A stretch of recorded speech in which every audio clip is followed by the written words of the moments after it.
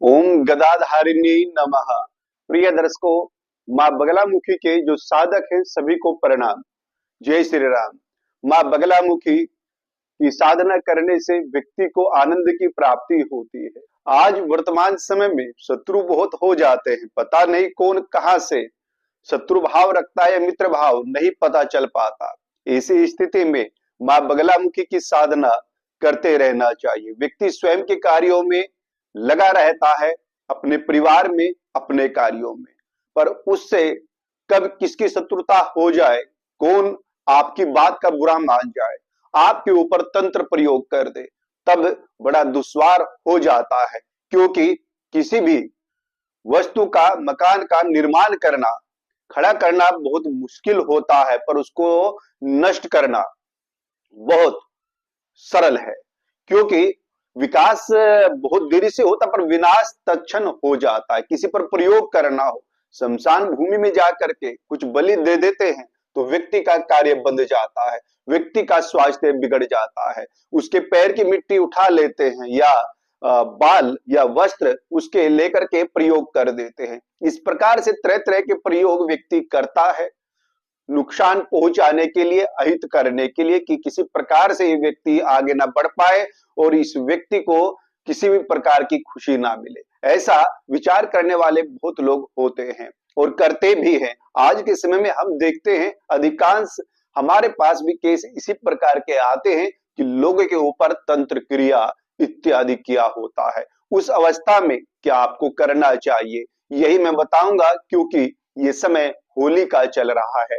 होली के समय में, इस समय इस प्रकार की प्रवृत्ति वाले, छोटी मानसिकता वाले व्यक्ति दूसरे का अहित करते हैं। पर मेरा मानना है कभी भी दूसरों का अहित नहीं करना चाहिए, क्योंकि मंत्र अच्छे के लिए होता है, भला करने के लिए होता है, लाभ पहुंचाने के लिए होता है। पर जो दूसरे का अहित करता है वह स्वयं तो नष्ट होता ही है, उसको भी कष्ट पहुंचाता है। पर यहाँ पर गीता में भी कहा है कि स्वयं की रक्षा के लिए शस्त्र उठाना पाप नहीं है।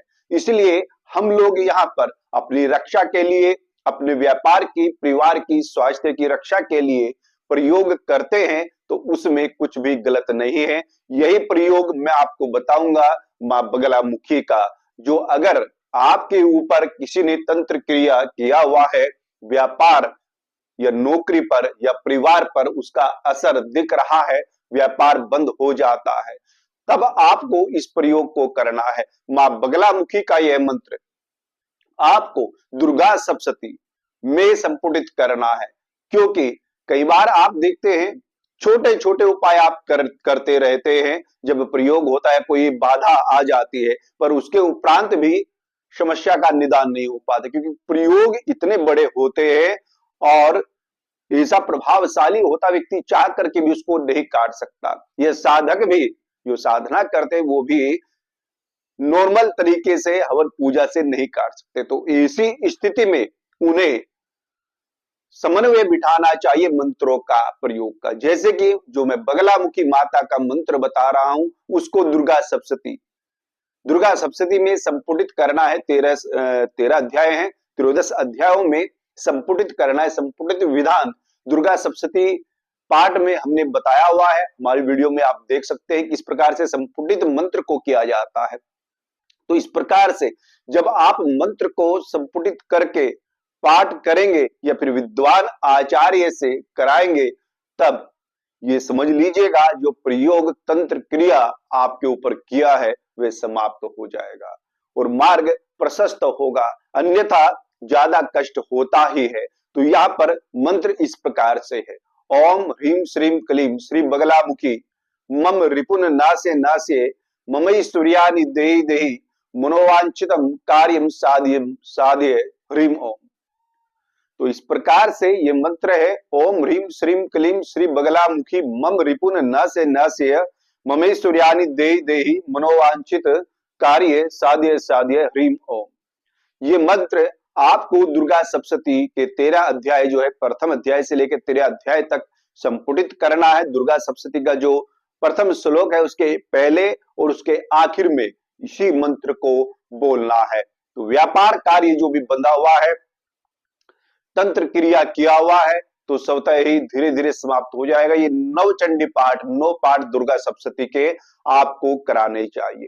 कहते समय काल क्या है? समय काल की अवधि कुछ नहीं, जब आपको आवश्यकता हो तुरंत पाठ को कराना चाहिए, क्योंकि विलंब बिल्कुल भी नहीं करना चाहिए। जितना तंत्र क्रिया में समय बढ़ता रहता है उतना ही मुश्किलें खड़ी हो जाती हैं, उतना ही व्यक्ति के समझ लीजिएगा हाथ कमजोर हो जाते हैं। तो यहाँ पर प्रिय दर्शकों, यही हम बताएंगे आपको, मां बगलामुखी के इस मंत्र का प्रयोग दुर्गा सप्तशती में संपुटित करके करें। अगर स्वतः भी एक माला प्रतिदिन कर सकते हैं, एक माला से अधिक भी कर सकते हैं। इसका दाहिने हाथ में जल लेकर के संकल्प विधि के अनुसार संकल्प लेके गोत्र नाम आदि कि मैं अपने व्यापार कार्य की रक्षा के लिए शत्रु द्वारा तंत्र क्रिया जो किया हुआ है उससे रक्षा के लिए ये मां बगलामुखी का मंत्र जप कर रहा हूं। तो आप संपुटित विधान क्रम से भी और नॉर्मली माला मंत्र से भी आप कर सकते हैं। फिर इसका प्रभाव आप देखेंगे, शत्रु कितना भी ताकतवर क्यों ना हो, एक मंत्र से, मां बगलामुखी मंत्र से ऐसा कवच, ऐसी ढाल आपकी बन जाएगी कि आपका तो बिल्कुल भी अहित नहीं कर पाएगी, ना ही कोई नुकसान आपको पहुंचा पाएगी। तो प्रिय दर्शकों, मां बगलामुखी के इस मंत्र का जप आपके लिए वरदान साबित होगा। तो आप कीजिएगा मां बगलामुखी के मंत्र का जप।